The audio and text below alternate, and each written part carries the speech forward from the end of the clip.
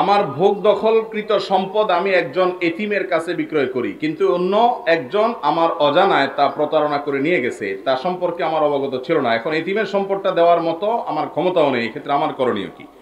আপনি যদি জমি বিক্রি করে থাকেন, যার কাছে বিক্রি করেছেন, এতিম হোক আর অন্য কেউ হোক, তাকে দখল বুঝায় দেওয়া এটা আপনার দায়িত্ব। দখল বুঝায় যদি না দেন, বিশেষ করে জমি জমার মধ্যে দখল বুঝায় দেওয়াটা গুরুত্বপূর্ণ কাজ। আপনি শুধু কাগজে কলমে রেজিস্ট্রি দিয়ে দিলেন, দখল বুঝায় দিলেন না, তাহলে আপনার দায়িত্ব আদায় হয় নাই। এইরকম যদি হয় তাহলে আপনি ইয়েতিমকে তা প্রয়োজনে তার টাকা পরিশোধ করে দিতে হবে, কিন্তু দিতেই হবে। অনেক লোক আছে এই ক্ষেত্রে দায়িত্বহীনতার পরিচয় দেয়। ইয়েতিমের বিষয়টা খুব ডেঞ্জারাস, খুব ভয়াবহ।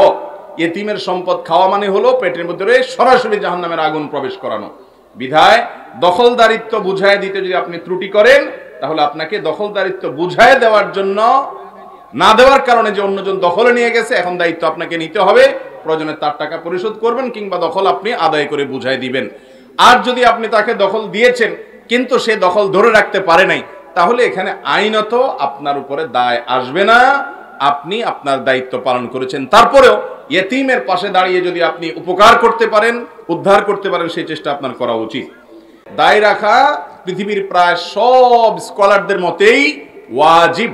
অনেকে বলে দাঁড়িয়ে এতটুকু রাখলেই হবে যে নারী পুরুষ পার্থক্য করা যায়। তো নারী পুরুষ পার্থক্যের জন্য দায়ের দরকার হয় না, তো মোজ দেখলেই বোঝা যায়, ঠিক না ঠিক? তাহলে তো আর দায় রাখারই দরকার নেই, মোজ থাকলেই চলে, নারী পুরুষ পার্থক্য করা যায়। এগুলো মন গড়া ফতোয়া। আপনি রাখতে পারেন না, শুরুটা করছেন ঘোষা ঘোষা দাড়ি দিয়া, ওয়েলকাম, আলহামদুলিল্লাহ, শুরু তো করছেন। তাকে আপনারা অভিবাদন জানান, তাকে আপনারা কটু কথা বলেন না, আস্তে আস্তে তিনি পুরোটা রাখবেন। কিন্তু আপনি এই খোসা খোসা যেটা রাখতেছেন, এটার সপক্ষে রাসূলের হাদিসে উল্টাইয়া, হাদিসে পরিবর্তন করে মন মতো মাসআলার একটা বানায় নিয়েন না, এটা খুব ভয়াবহ জিনিস। কথা কি বুঝাতে পারছি? এরপরে প্রশ্ন হলো, চাকরি থেকে অবসর নেওয়ার পর ওই অবসর ভাতা দিয়ে হজ আদায় করা কতটুকু গ্রহণযোগ্য, জায়েজ হবে? চাকরি থেকে অবসর ভাতা নিয়ে সে অবসর ভাতা দিয়ে আপনি যা ইচ্ছা তা করতে পারেন, কারণ এটা আপনার হক, আপনার প্রাপ্য। অতএব আপনি হজ করবেন না উমরা করবেন না জমি জমা কিনবেন, এটা আপনার বিষয়। অনেকে বলে হজ করতে হবে নিজের রক্ত ঘাম ঝরায়া কামানো টাকা দিয়া, এগুলো মন গড়া কথাবার্তা। হালাল টাকা আপনি চাকরি করে উপার্জন পাইছেন, বোনাস পাইছেন, বা অন্য কোনো ভাবে উপার্জন করছেন, জমি বিক্রি করছেন, যেভাবেই হোক হালাল টাকা হলেই সেটা দিয়ে কি করতে পারবেন? হজ করতে পারবেন, কোনো অসুবিধা নেই। এরপরে প্রশ্ন, নিজের দলের আলেম বা নেতা গ্রেপ্তার হলে প্রতিবাদ মিছিল করা আর অন্য দলের আলেম বা নেতা হলে মিছিল বা প্রতিবাদ না করা কি জায়েজ? দেখেন, আমরা আজকাল ইসলামটাকে অনেকটা দলীয় গণ্ডির মধ্যে সীমাবদ্ধ করে ফেলেছি। আমাদের ভালোবাসা বিদ্বেষ ইসলামের জন্য না হইয়া দলীয় পরিচয়ের জন্য হয়। এটা অবশ্যই অপছন্দনীয় এবং ইসলামের দৃষ্টিকোণ থেকে নিন্দনীয় বিষয়। মুসলমানের ভালোবাসা হবে কার জন্য? আল্লাহর জন্য। আপনার সাথে আমার শত মত পার্থক্য থাকতে পারে, কিন্তু আপনার ক্ষতিতে আমি দুঃখী হব, আপনার বিপদ থেকে আমি উত্তরণের জন্য চেষ্টা করব, আমারটাতে আপনি করবেন। এটা হলো ইমানের দাবি। বিধায় এর ব্যতিক্রম করা জায়েজ নয়। অন্যায় করার পর অনুতপ্ত হয়ে মনে মনে ওয়াদা করি এই অন্যায় আর করবো না, কিন্তু এই অন্যায়গুলো আবার করে ফেলি। আমাদের যুবকদের এমন কিছু ওসিয়ত করে যান যাতে আমরা অন্যায় করা থেকে দূরে থাকতে পারি।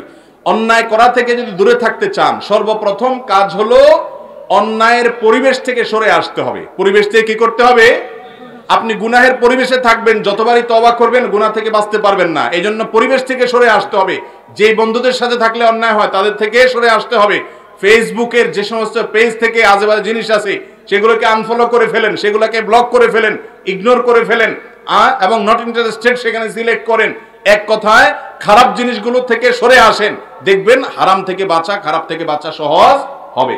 দ্বিতীয়ত হলো ভালো মানুষদের সোহবত সাহচর্য, এটাও ভালো মানুষ হতে সহায়তা করে। তৃতীয়ত আল্লাহর কাছে বেশি বেশি দোয়া করবেন যেন আল্লাহ তৌফিক দেন। চোখে পানি ফেলবেন, আল্লাহ আমি তো পারি না, আপনি সাহায্য করেন, ইনশাআল্লাহ আল্লাহ তাআলা সহযোগিতা করবেন।